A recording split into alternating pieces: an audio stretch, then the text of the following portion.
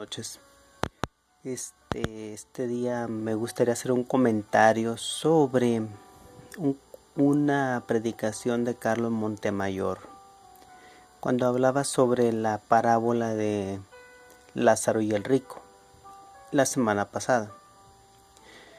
Aquí en el capítulo 15 de Lucas, en el versículo 2 dice: y los fariseos y los escribas murmuraban diciendo esto, diciendo: a los pecadores recibe y con ellos come.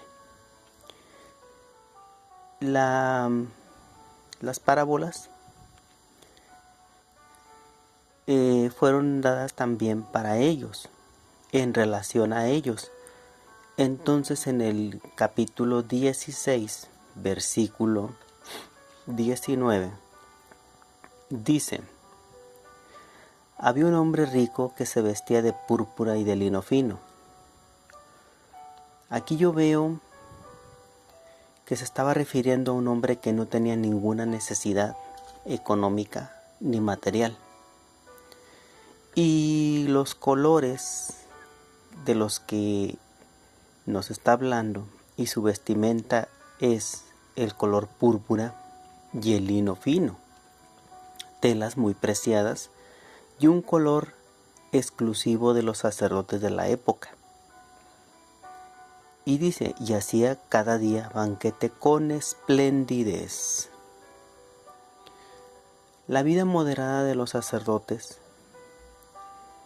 era regida prácticamente por la humildad y la sencillez con la cual deberían ellos de servir al pueblo, y también de esa manera pues tener algún privilegio.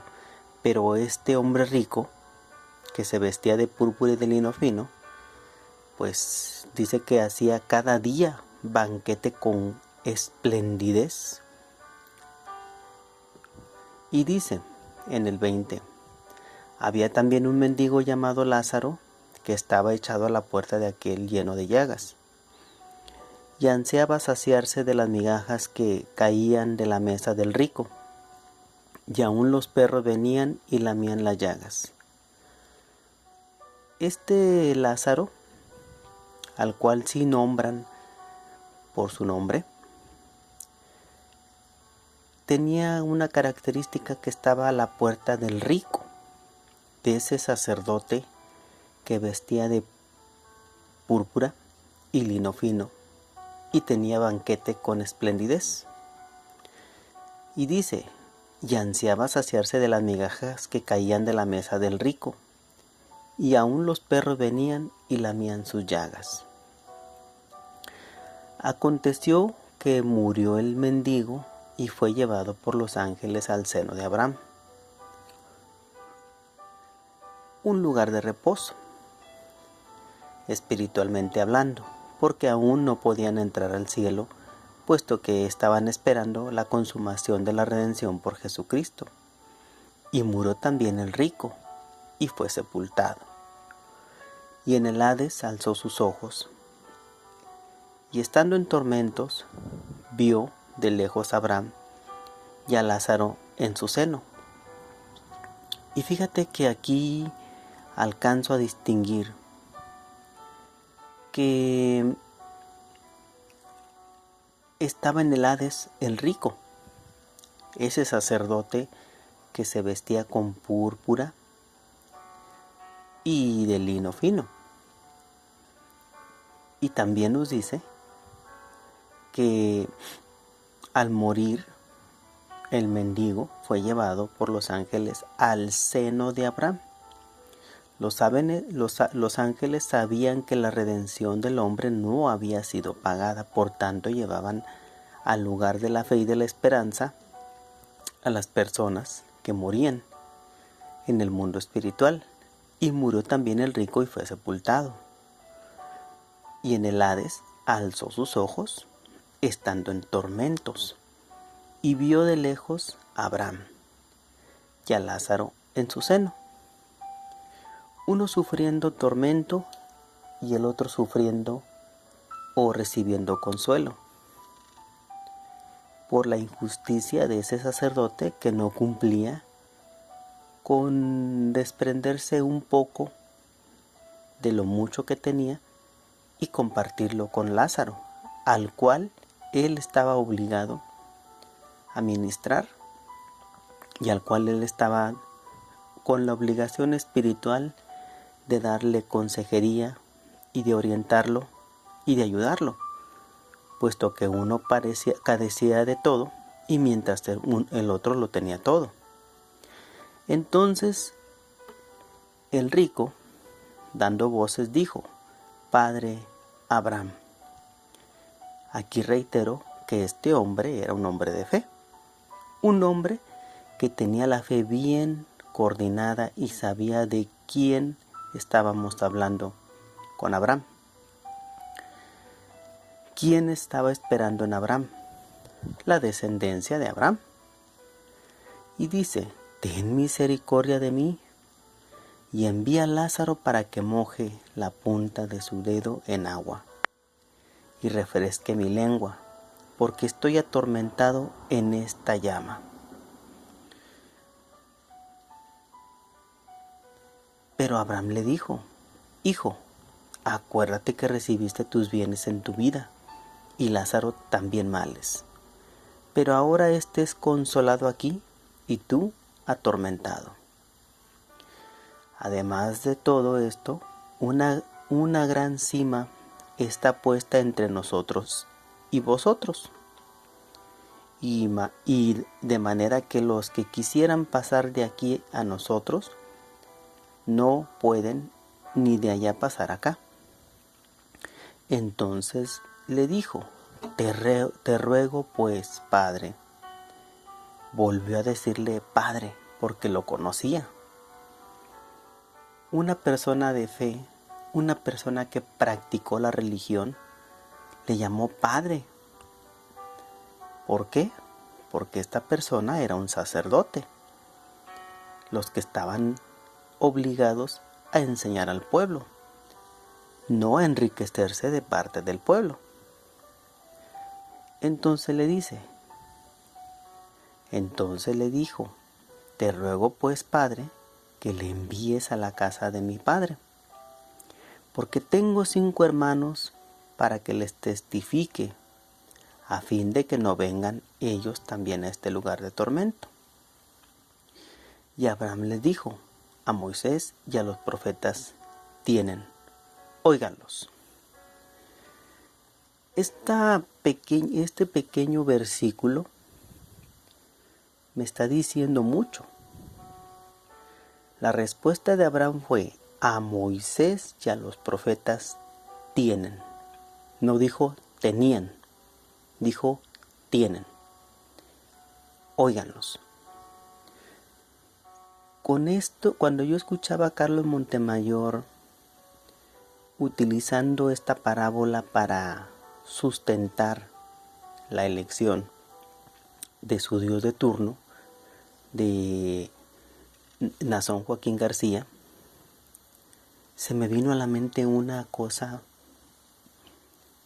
pues que me dejó de a 4, porque entendí que lo que ellos llamaron basura, Abraham le estaba dando testimonio de que era lícito oír a Moisés y a los profetas. Ahora, cuando Jesucristo da el acto de la consumación,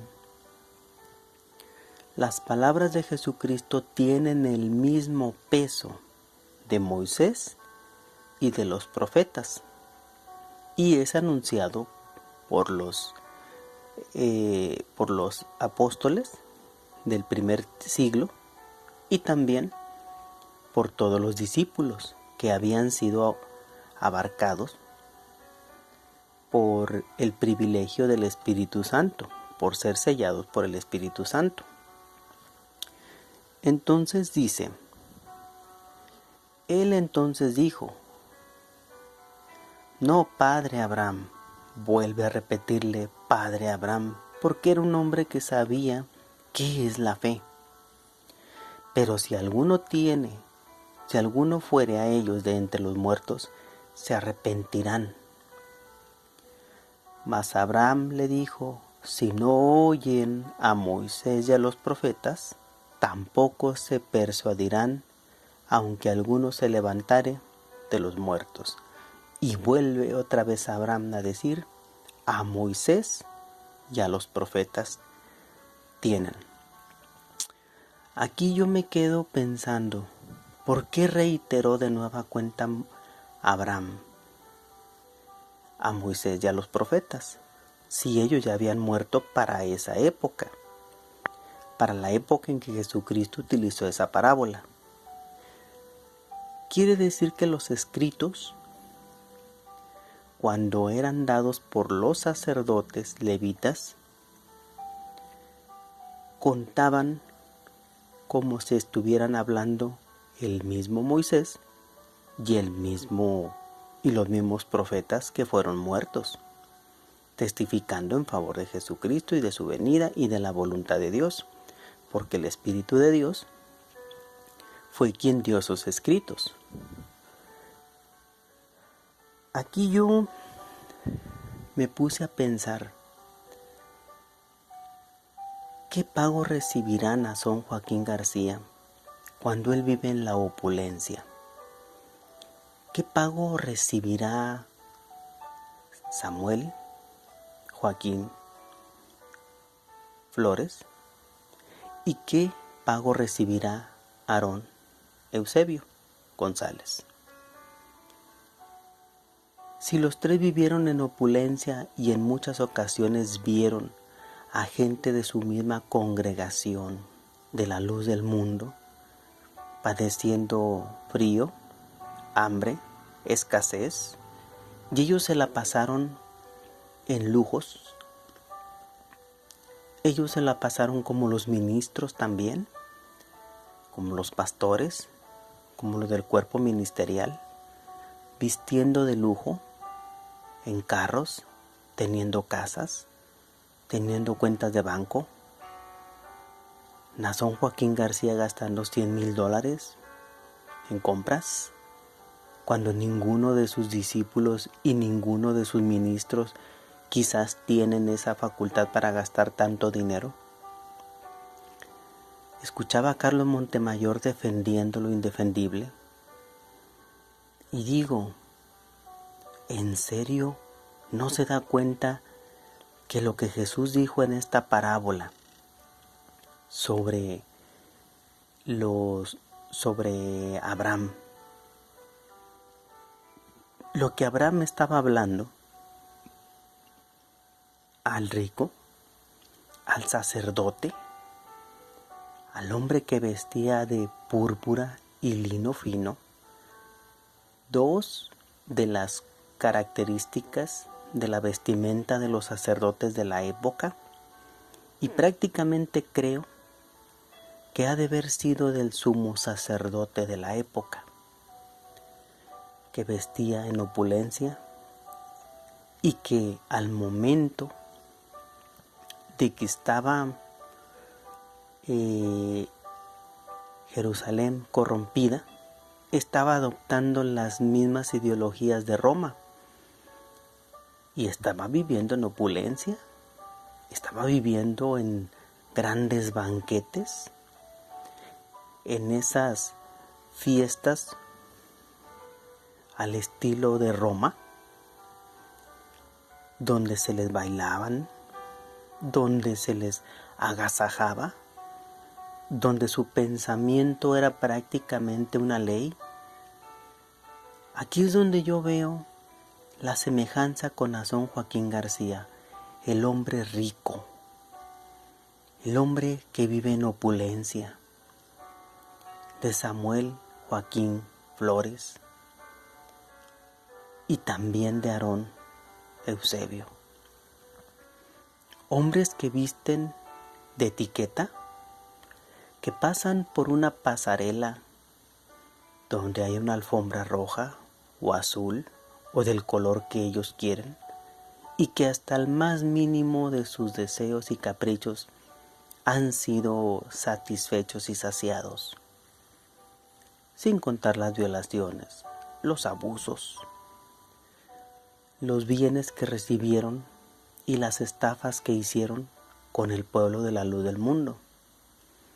Aquí es donde yo pregunto, ¿qué pago recibirá estos tres líderes al llegar a la justicia de Dios? Y no es que me sienta Dios, ni que me sienta con el derecho de condenar a alguien. Pero sí veo cómo Carlos Montemayor, por defender a su líder de turno, pasa por alto lo que está escrito. Aquí en 2 ocasiones dice Abraham, a Moisés y a los profetas tienen, pero ya habían muerto. Entonces las escrituras eran lo que le estaba dando Moisés validez, Abraham.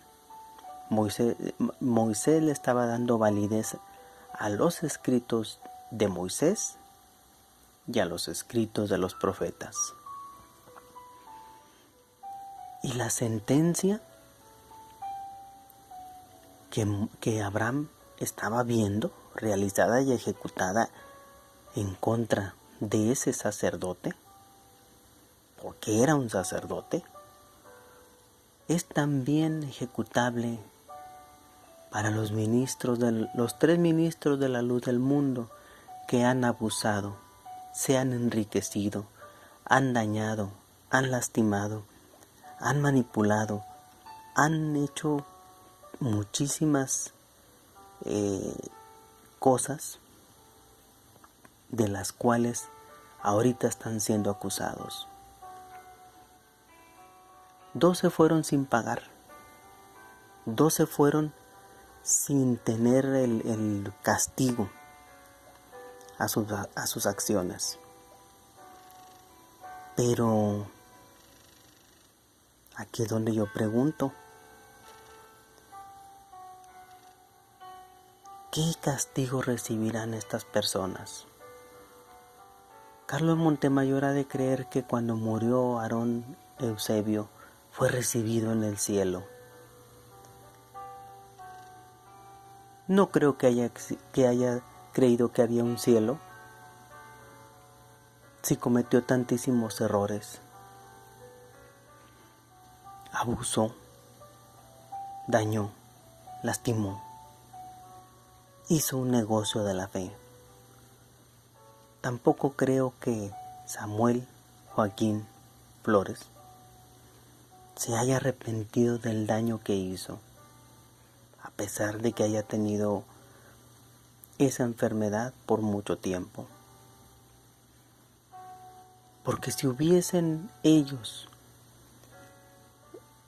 comprendido el plan y el propósito de Dios, se hubieran despojado de todos los millones, de todos esos privilegios indebidos, y hubiesen prácticamente repartido para todos, los miembros de la luz del mundo, dueños de todo lo que se ha construido, de todos los edificios, de todos los bienes, de todas las cosas que hay ahí. Creo yo que si ellos hubieran sentido un deseo de arrepentimiento, ellos prácticamente estarían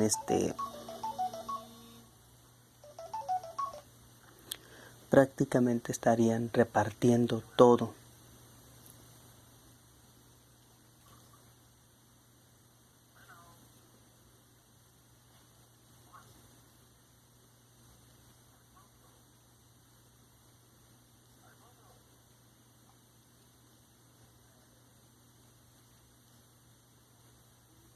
Pero no creo que hayan ellos tenido ni un poquito de vergüenza, ni un poquito de dignidad, ni un poquito de arrepentimiento, pues de ser así,